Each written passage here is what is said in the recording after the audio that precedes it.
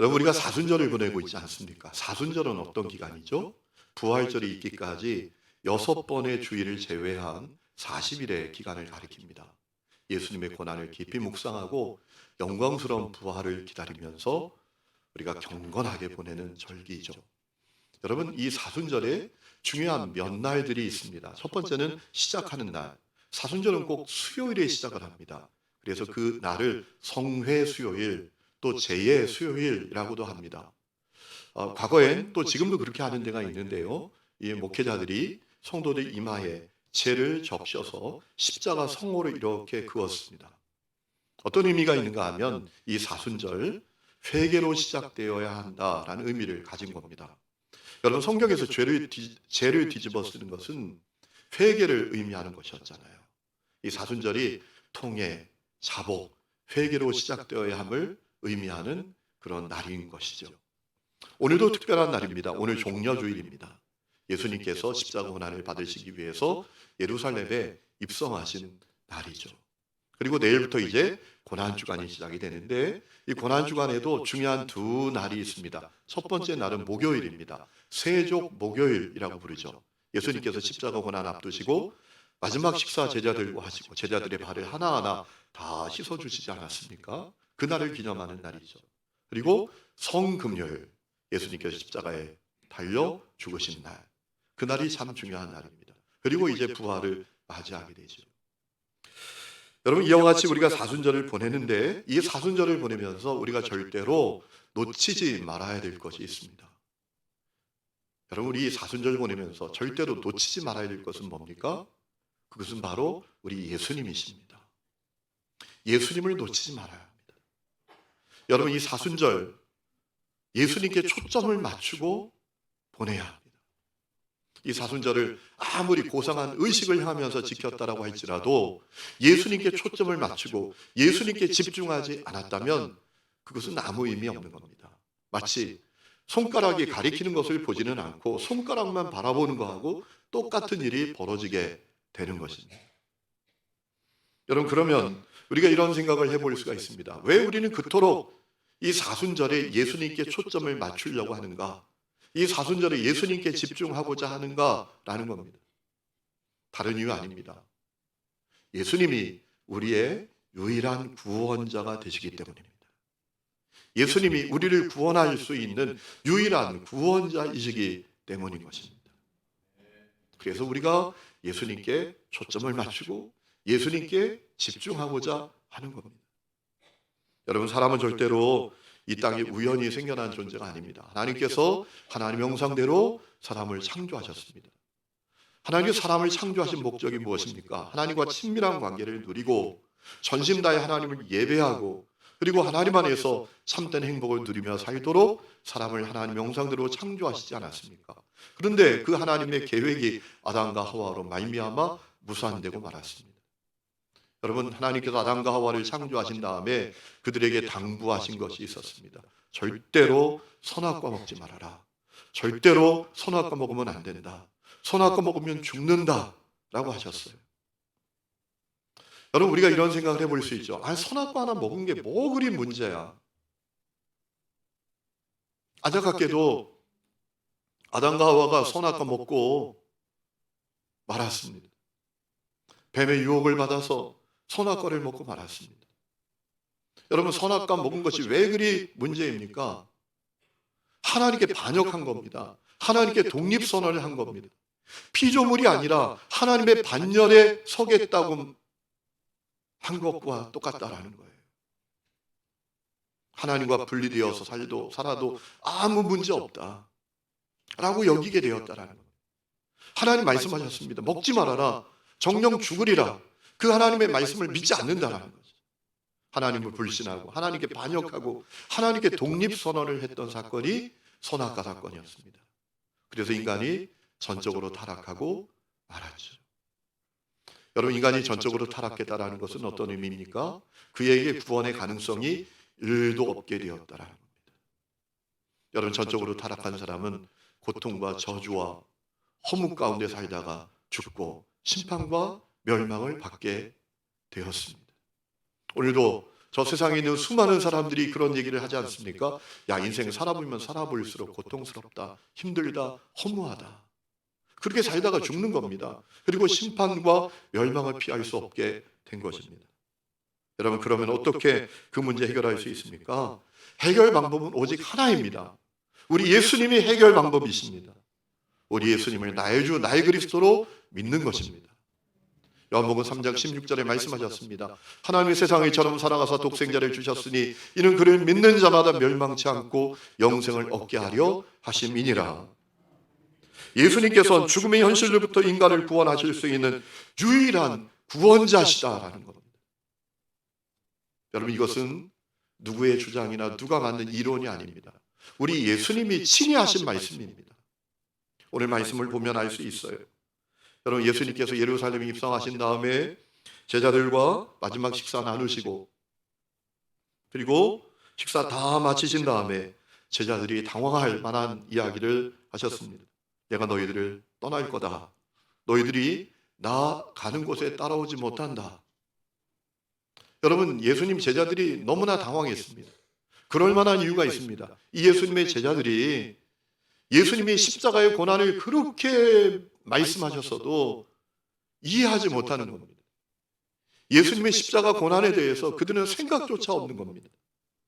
여러분, 요한복음 12장 6절 말씀을 보면 제자들은 예수님께 어떤 일이 일어날 것인지 파악도 하지 못했다라는 사실을 우리가 확인할 수 있습니다. 그래서 오늘 말씀을 보면 베드로가 뭐라 말합니까? 그 전에 보면, 오늘 말씀 전에 보면 베드로가 뭐라고 말하는가 하면, 왜 내가 주님을 못 따라갑니까? 왜 내가 주님을 못 따라갑니까?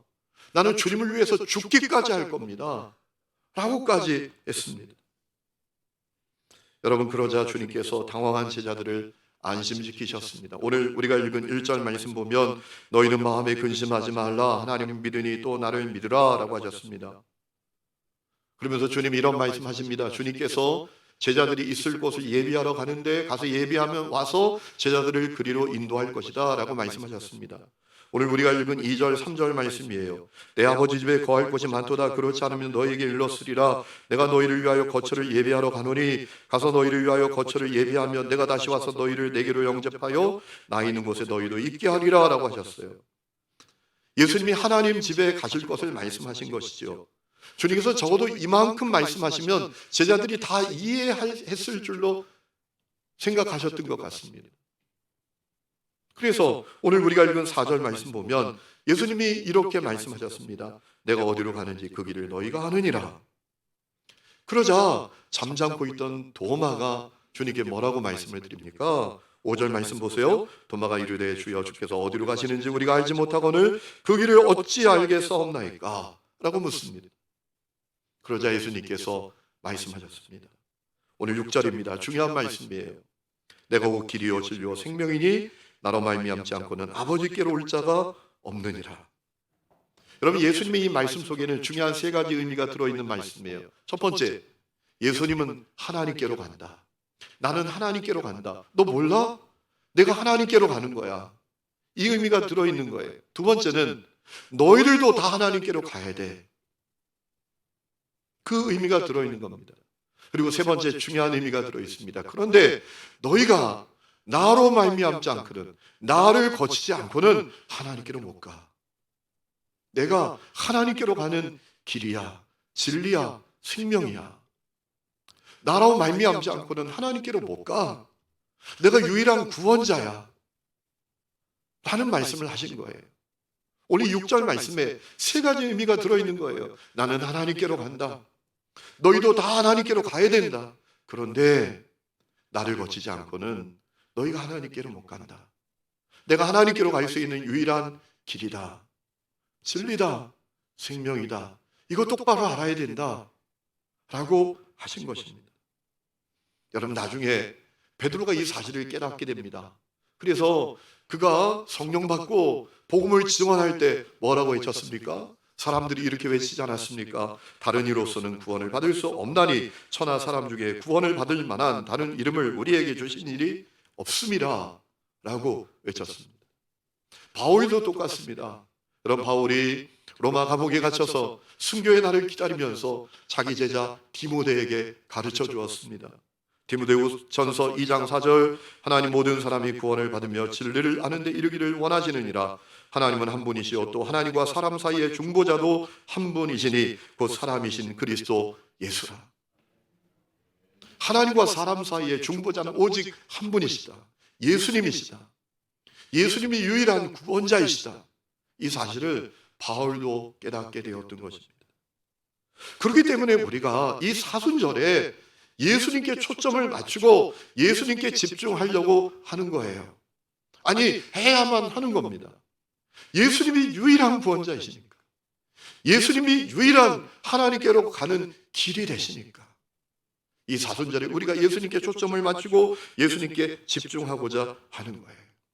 성도 여러분, 오늘 여러분은 어디에 초점을 맞추고 계십니까? 여러분 어디에 집중하며 살고 계십니까? 예수님이어야 합니다.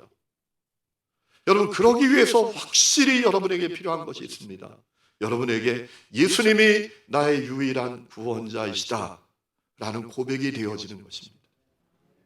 여러분에게 예수님이 나의 유일한 구원자이시다, 예수님이 내가 구원 얻을 수 있는 유일한 길이 되시고 진리가 되시고 생명이 되신다, 이 사실이 여러분에게 확실해져야 한다라는 겁니다. 그렇지 않으면 예수님께 초점 맞추기 어렵습니다. 예수님께 집중하기 어렵습니다. 여러분, 오늘 어떤 목회자들은 입만 열면 생태를 말하고, 입만 열면 환경을 말하고, 입만 열면 인권을 말하는 사람들이 있습니다. 인권 중요하죠. 하나님이 사람의 형상대로 창조되었기 때문에, 하나님의 형상대로 지음받았기 때문에 사람의 가치는 너무나 존귀한 것이지요. 환경도 중요하죠. 여러분, 하나님이 창조하신 세상이 점점 더 파괴되고 있잖아요. 그런데 핵심은 예수님이십니다. 핵심은 예수 그리스도이십니다. 저는 기도하는 제목이 있습니다. 하나님, 저의 설교가 입만 열면 예수를 전하는 설교가 되게 해 주십시오. 입만 열면 예수님이 그리스도이십니다. 예수님이 구원자이십니다. 그분에게 희망이 있습니다. 생명이 있습니다. 능력이 있습니다. 입만 열면 예수를 전하는 자가 되게 해주십시오. 이런 기도를 합니다. 여러분, 예수님이 나의 유일한 구원자가 되십니다. 예수님이 구원 얻을 유일한 길이시다, 이 믿음과 고백이 분명하지 않으면 그렇게 할 수 없는 것이죠. 여러분, 불신자들은 오직 예수님이 유일한 구원자이십니다, 오직 예수님이 유일한 구원의 길이 되십니다 라고 말하면 불쾌하게 생각합니다. 거부감을 갖습니다. 어떤 사람은 치를 떨며 분노하기도 합니다. 아유, 저 독선적인 사람들, 배타적인 사람들, 오만한 사람들, 이렇게 공격하기도 합니다. 그런데 문제는 그와 같은 사람들이 교회 밖에만 있는 게 아닙니다. 교회 안에도 있습니다. 오직 예수님이 유일한 구원자가 되십니다 라고 말하면 거부감을 갖는 분들이 교회 안에도 있습니다.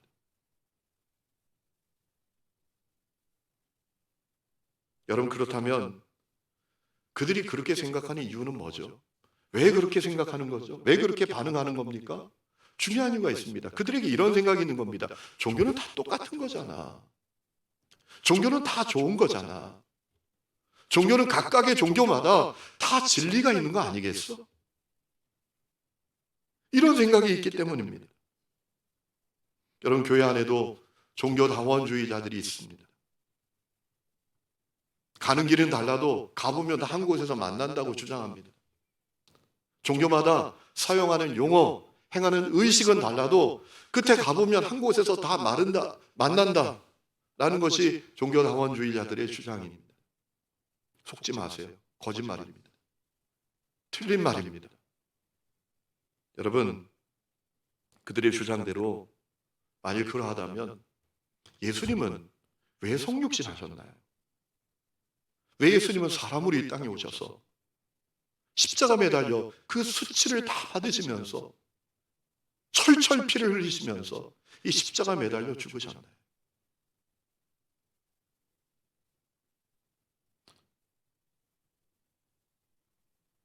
가는 길은 다 달라도 한 곳에서 만나는 것, 그래서 뭐 불교를 믿어도 되고 이슬람을 믿어도 되고 유교를 믿어도 된다면 예수님은 왜 이 땅에 사람으로 오시고 십자가에 매달려 피 흘려 죽으셨나요? 세상에 천하에 쓸데없는 일을 하신 거 아니겠습니까? 예수님이 십자가에 매달려 피 흘려 죽으신 것은 그건 의미 없는 죽음 아닐까요? 아니, 불교에도 구원이 있고 천주교에도 구원이 있고 이슬람에도 구원이 있다면 예수님이 이 땅에 왜 사람으로 오시고 십자가에 매달려 피 흘려 죽으신 건가요? 그 죽음은 천하에 쓸데없는 죽음 아니었겠습니까? 여러분 확실히 알아야 합니다. 모든 종교는 근본적으로 같지 않습니다. 다릅니다. 여러분 예수님께서 내가 구원을 얻는 유일한 길이다, 진리다, 생명이다 라고 말씀하신 것은 어떤 의미입니까? 기독교는 세상의 어떤 종교와 비교할 수 없는 종교요, 구원을 얻을 수 있는 유일한 종교이다 라는 사실을 가르쳐 주시기 위함이었던 겁니다. 여러분 세상의 종교 창시자들은 그렇게 말하잖아요. 내가 진리를 찾는 방법을 가르쳐 주겠다고. 우리 주님이 이렇게 말씀하십니다. 내가 진리다. 세상의 종교 창시자들이 이렇게 말합니다. 내가 구원을 얻을 수 있는 길을 가르쳐 주겠다고. 우리 주님이 이렇게 말씀하십니다. 내가 구원을 얻는 길이다. 세상의 종교 창시자들이 이렇게 말합니다. 절대자에게 나가는 문을 알려주겠다고. 우리 예수님 말씀하십니다. 내가 문이다 라고 말씀하세요. 여러분 다 같지 않아요. 세상 종교는 행위에 초점이 맞춰져 있습니다. 수행을 하고 고행을 하고 자선을 하고 또 순례를 하고 주문을 외우고. 여러분 세상의 종교는 행위에 초점이 맞춰져 있습니다. 그러나 기독교는 달라요. 기독교는 믿음에 초점이 맞춰져 있습니다. 무엇을 믿습니까? 예수님이 우리를 위해서 이루신 일을 믿는 겁니다. 예수님이 우리를 위해서 다 이루신 일을 믿는 겁니다.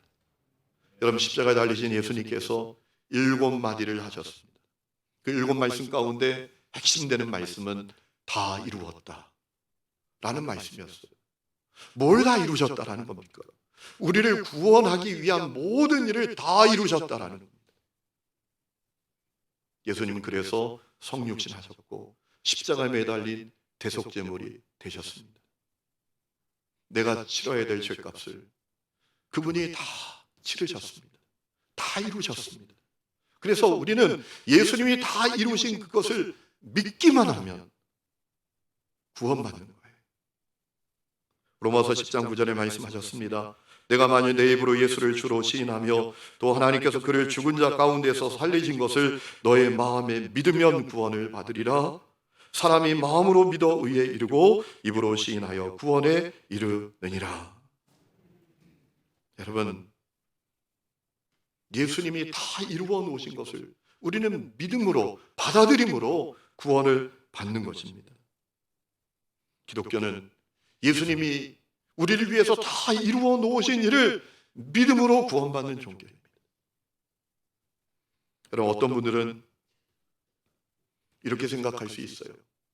아니 그것을 믿을 수 있는 근거는 뭐냐? 예수님이 이루신 일을 우리가 다 믿기만 하면 받아들이기만 하면 구원받는다 하는데 그 근거는 도대체 뭐냐? 라고 물을 수 있어요. 여러분 그 근거는 뭡니까? 예수님이 하나님의 아들이시라는 것입니다. 왜 그렇습니까? 하나님의 아들은 죄가 없으십니다. 하나님의 아들은 흠없고 거룩한 분이십니다. 흠없고 거룩한 죄 없는 하나님의 아들만이 우리의 죄 문제를 해결하실 수 있는 거예요. 예수님이 하나님의 아들이라면 안 되는 겁니다. 아들이 아니라면 안 되는 겁니다. 여러분 죄인은 자기 죄도 감당이 안 돼요. 자기 죄도 해결이 안 돼요. 세상의 모든 종교의 창시자들은 아담의 후손들입니다. 죄인들입니다. 자기 죄도 감당이 안 되는 사람들입니다. 그러니 그가 누구의 죄를 해결할 수 있습니까? 누구의 죄를 담당할 수 있겠습니까? 여러분 우리가 예수님이 이루신 그 일을 믿음으로 구원 얻는 그 근거는 예수님이 하나님의 아들이시기 때문입니다. 그분은 죄가 없는 분이십니다. 흠이 없는 분이십니다.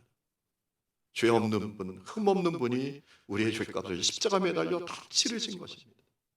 요한복음 1장 말씀을 보면 요한은 예수님이 하나님 아들이시라고 증언하고 있지 않습니까?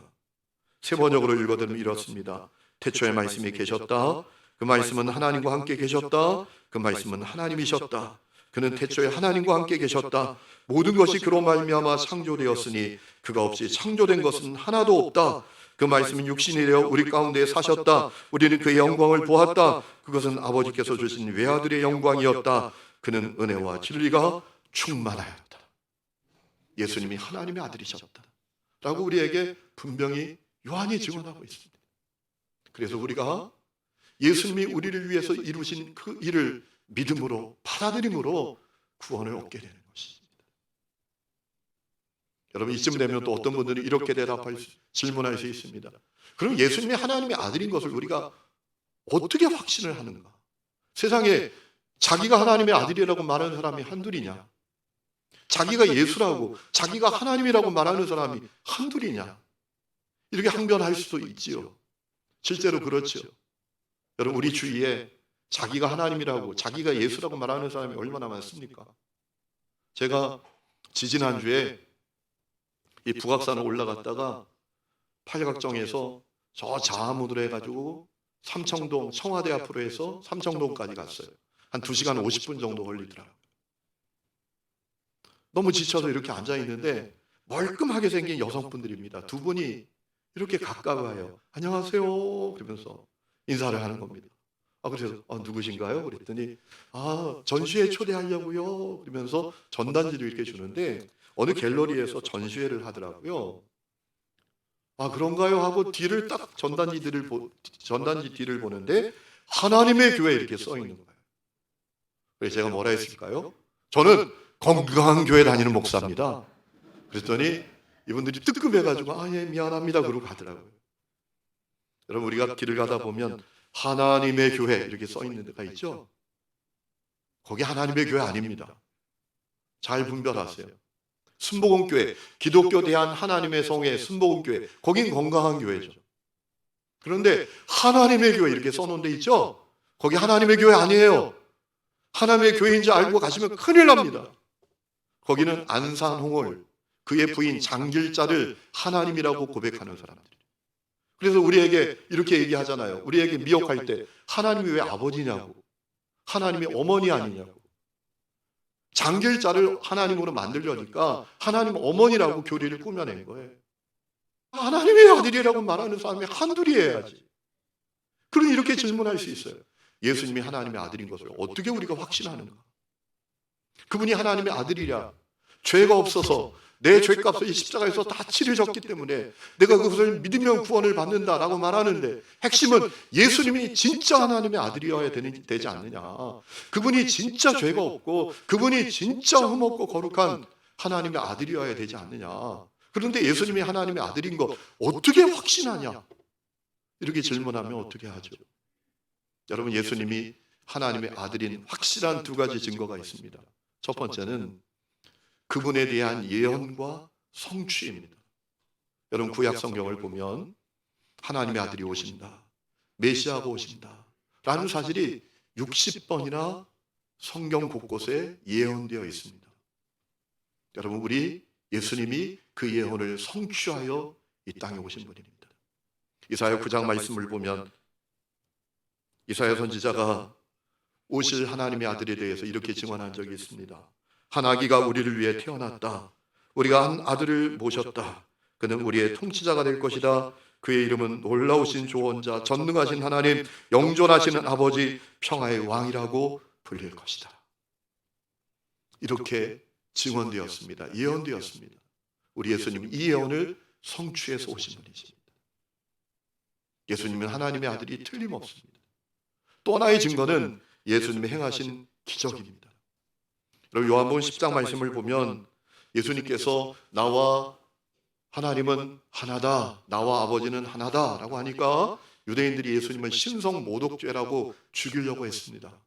그때 예수님께서 중요한 말씀을 하셨죠. 내가 내 아버지의 일을 행하지 않으면 나를 믿지 말아라. 내가 아버지의 일을 행하지 않으면 나를 믿지 마라. 이 얘기는 무슨 얘기입니까? 예수님이 하나님이 행하시는 일을 행하신다, 하나님이 행하시는 기적을 행하신다라는 겁니다. 예수님이 하나님의 아들이니까. 여러분, 예수님은 하나님의 아들만 행하실 수 있는 기적을 행하셨습니다. 성육신이 일단 놀라운 기적입니다. 하나님이 사람이 되셨다. 이 기적보다 더 놀라운 기적이 어디 있습니까? 그뿐만 아니라 수많은 병자들을 치유하셨습니다. 38년 된 병자 고치십니다. 나이 때부터 보지 못하던 자, 걷지 못하던 자 다 고치십니다. 손 마른 사람 다 고치십니다. 귀신을 다 내어 쫓으십니다. 무리를 걸으십니다. 풍랑을 잠잠케 하십니다. 심지어 죽은 나사로를 살리십니다. 놀라운 기적을 행하셨습니다. 예수님이 행하신 기적이 예수님이 하나님의 아들이심을 확실히 우리에게 알려주고 있는 것입니다. 여러분, 예수님은 하나님의 아들이십니다. 그리고 그 예수님이 우리가 구원을 얻을 수 있는 유일한 구원자가 되시고 유일한 길이 되십니다. 이 믿음이 여러분 가운데 있기를 주의 이름으로 축원합니다. 중요한 사실은 누구든지 그 길을 찾을 수 있다는 겁니다. 어떤 제한, 어떤 차별도 없습니다. 인종, 성별, 직업, 지위, 재산의 유무 아무것도 차별이 없습니다. 제한이 없습니다. 누구든지 그 길을 찾을 수 있고 누구든지 주님께 받아들여질 수 있고 누구든지 풍성한 구원과 영원한 생명을 누릴 수 있습니다. 요한복음 8장 말씀을 보면 가늠하다 현장에 붙잡힌 여성이 있지 않았습니까? 사람들이 그 여성을 끌고 와서 이런 여성은 돌로 쳐 죽여야 된다고 하지 않았습니까? 예수님께서 뭐라 말씀하셨습니까? 너희 중에 죄 없는 자가 돌로 쳐라. 그러니까 다 돌아갔습니다. 주님께서 그 여성에게 말씀하셨죠. 나도 너를 정죄하지 않는다. 가서 다시는 이런 죄를 범하지 말아라 라고 하시고 그 다음에 바로 이어서 말씀하셨지 않습니까? 예수께서 또 말씀하여 이르시되 나는 세상의 빛이니 나를 따르는 자는 어둠에 다니지 아니하고 생명의 빛을 얻으리라.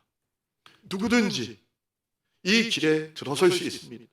유일한 구원자이신 예수님께 나올 수 있습니다.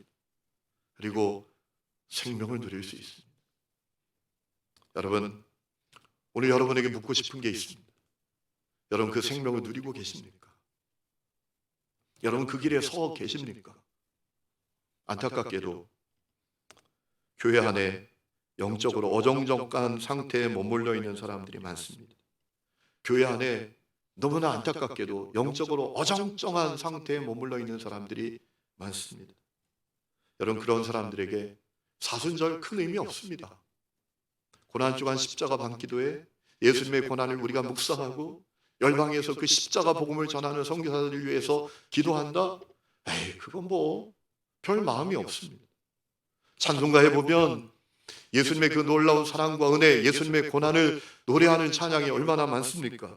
주 달려 죽은 십자가 우리가 생각할 때에 세상에 속한 욕심을 헛된 줄 알고 버리네. 못 박힌 손발 보니 큰 잡이 나타내셨네. 가시로 만든 면류관 우리를 위해 쓰셨네. 뭐 이런 가사에도 별 감동이 없습니다. 여러분 그 이유가 뭡니까? 예수님이 나의 유일한 구원자가 되십니다. 예수님이 나의 유일한 구원자가 되십니다. 이 분명한 믿음이 희미하기 때문입니다. 영적으로 어정쩡한 상태에 머물러 있기 때문입니다. 1719년 유럽에서 활동하던 화가가 있었습니다. 도메니코 페티란 이름을 가진 화가였습니다. 어느 날 그가 십자가에 달린 예수의 그림을 그리고 있었습니다. 그 옆에서 그림 그리는 것을 지켜보는 아이 하나가 갑자기 흐느껴 울기 시작합니다. 어깨를 들썩들썩거리면서 울기 시작합니다. 화가가 깜짝 놀랐습니다. 야, 너 왜 우냐? 그 아이가 말합니다. 십자가에 달린 이 예수님이 나의 죄를 위해서도 죽으셨지요. 라고 하면서 우는 겁니다. 이 화가가 충격을 받았습니다. 자기는 수백 장 십자가에 달린 예수님의 그림을 그려 팔아먹고 살면서도 예수님이 나 위해 십자가에 매달려 죽으셨다는 사실 때문에 울어본 적은 마다하고 예수님이 나를 위해서 십자가에 죽으셨다고 한 번도 생각해 본 일이 없었기 때문에 오늘 우리 가운데 그런 분들이 혹시 계시지 않습니까? 계시록 3장 20절에 주님 말씀하셨습니다. 볼지어다 내가 문 밖에서 두드리노니 누구든지 내 음성을 듣고 문을 열면 내가 그에게로 들어가 그와 더불어 먹고 그는 나와 더불어 먹으리라 라고 하셨습니다. 여러분 이 말씀은 불신자에게 주신 말씀이 아닙니다. 우리가 이 말씀을 전도할 때 전도지에 많이 적어서 사용하는데 사실은 이 말씀은 불신자에게 주신 말씀이 아니라 라오디게아 교회 안에 있는 사람들에게 하신 말씀이었습니다. 교회 안에 있는 사람에게 주님 말씀하셨습니다. 내가 너의 마음 문을 두드린다. 문을 열어라. 라오디게아 교회 안에 어정쩡한 상태에 있는 사람들이 많았다라는 겁니다. 예수님이 나의 유일한 구원자가 되십니다. 그분이 내가 구원을 얻을 수 있는 유일한 길이시다, 진리시다, 생명이시다 라는 이 고백이 분명하지 않아서 차지도 않고 뜨겁지도 않고 미적지근한 상태에 머물러 있는 분, 교회 와선 대단한 신자 같지만 혼자 있으면 못할 일이 없는 사람들, 저지르지 못할 죄가 없는 사람들, 그런 사람들이 라오디게아 교회 안에 있었더라. 오늘 우리 안에는 없습니까? 성도 여러분, 오늘 주님께서 여러분 마음 문을 두드리고 계십니다. 너의 마음 문을 열었으면 좋겠다. 내가 너의 유일한 구원자다. 내가 너가 구원 얻을 수 있는 유일한 길이다, 진리다, 생명이다. 너가 이 길에 들어서기만 하면 너 풍성한 삶을 살 수 있다. 너 진정한 자유와 행복을 누리며 살 수 있다 라고 여러분을 초청하고 계십니다. 여러분, 이 사순절 그 초청에 응답하는 모든 성도들이 다 될 수 있기를 주의 이름으로 축원합니다. 우리 이 시간에 찬양 부르고 기도하는 시간을 갖겠습니다. 주 예수보다도 귀한 것은 없네. 찬송하겠습니다.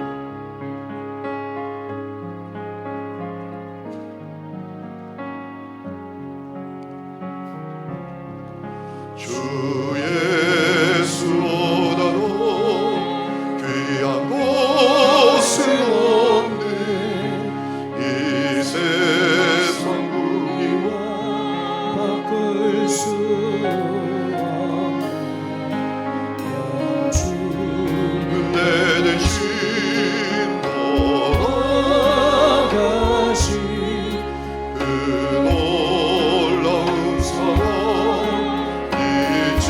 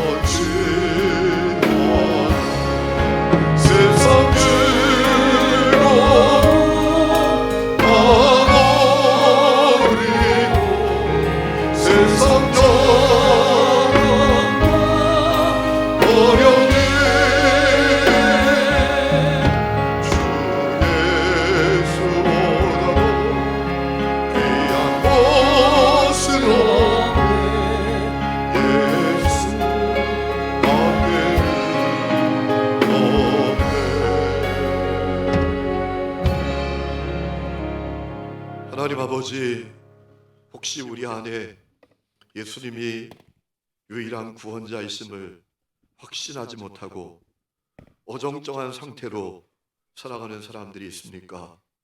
주여 한없는 긍휼을 베풀어 주시고 폭포수 같은 은혜를 부어 주셔서 예수님이 유일한 나의 구원자 되심을 아는 역사가 있게 하여 주시옵소서. 그리하여 진심으로 그분을 믿고 영접함으로 말미암아 풍성한 생명이 임하게 하시고 놀라운 복이 임하는 삶을 허락하여 주시옵소서. 주여, 예수님이 우리의 초점이 되게 해주시고 예수님이 우리의 핵심이 되게 하여 주시옵소서. 하나님, 놀라운 은혜가 우리 각 사람들에게 임하여 주셔서 하나님 이 사순절 끝까지 예수님께 초점 맞추고 예수님께 집중하며 승리하며 설계하여 주시옵소서. 이제는 우리 주 예수 그리스도의 은혜와 하나님 아버지의 놀라운 사랑과 성령의 내주 동행하심이 예배하는 하늘의 모든 성도들과 그 삶의 모든 부분들 위에 지금부터 영원토록 함께 계시기를 간절히 축원하옵나이다. 아멘.